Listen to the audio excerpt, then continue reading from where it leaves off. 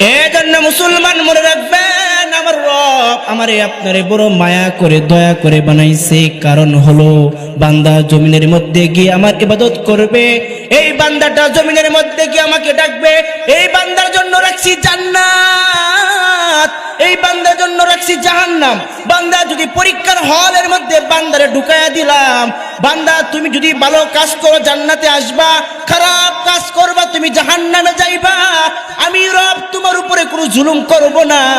তোমার নফসে দুকায় পড়ে, শয়তানে দুকায় পড়ে যদি বান্দা তুমি গুনার কাজে লিপ্ত হও, বান্দা তোমার জন্য রাখছি জাহান্নাম।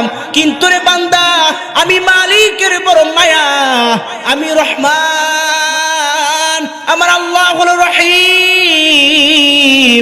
যেই কারণে বান্দা যতই গুনাহ করুক আমার রব কিন্তু বান্দারে মাফ করে দেওয়ার জন্য ডাকে। বলেন ঠিক কিনা? এ মুসলমান লক্ষ্য করে শুনেন, ও পর্দারের মা, ও মুসলমান আল্লাহর গোলাম শুনো, রাত্র গভীর রজনী হয়ে যায়, আমার মহল্লার, আমার এলাকার, আমার দেশের যারা নাকি মানুষদেরকে দান করে, এমপি মন্ত্রী বলো, এলাকার চেয়ারম্যান মেম্বারের দরজাগুলা বন্ধ হয়ে যায়। কিন্তু আমি তুমি এমন রবের গোলাম, এমন মালিকের গোলাম, আমার রবের দরজা যত রাত্র গভীর হয় আমার আল্লাহর দরজাটা আরো খুলে যায়। সুবহানাল্লাহ। আমার রব প্রথম আসমানে এসে ডাকে বলে, বান্দা তোর কি লাগবে আমার কাছে চা। বান্দারে তুই বিপদে আসস আমার কাছে চা, বান্দারে তুই অভাব অনটনে আসস আমার কাছে চা। কিন্তু আফসোস, বান্দাকে জোহরে ডাকা হয়, বান্দাটা জোহরেও আসে না। বান্দাকে আসরে ডাকা হয়, বান্দাটা আসরের নামাজও আসে না। আমার রব বান্দাটাকে মাগরিবে ডাকে, বান্দাটা মাগরিবেও আসে না। এমন ভাবে বান্দাটাকে বারবার ডাকা হয়, আমার রব বলে, বান্দাটা আয় আয় আয়, আমি তোরে মাফ করে দেওয়ার জন্য ডাকি। বান্দারে আয়, আর কত গুনাহ করবি, আর কত জাহান্নামের পথে হাঁটবি রে বান্দা।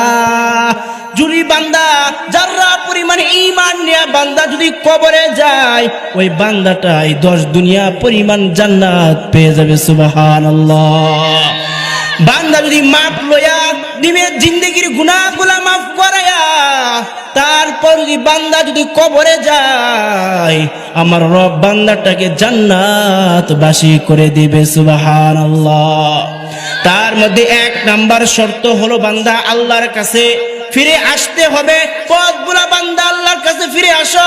আর কত গুনাহ করবারে গোলাম, এই গুনাহ করতে করতে নিজের জিন্দেগিটা বরবাদ করে দিছ।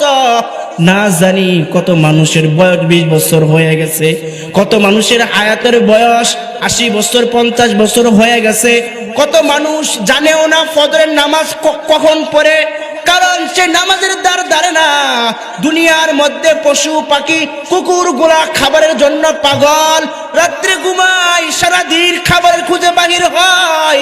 তেমনি ভাবে মানুষগুলাও এমন হয়ে গেছে, কুকুরেও যৌবনের চাহিদা আছে, মানুষেরও আছে।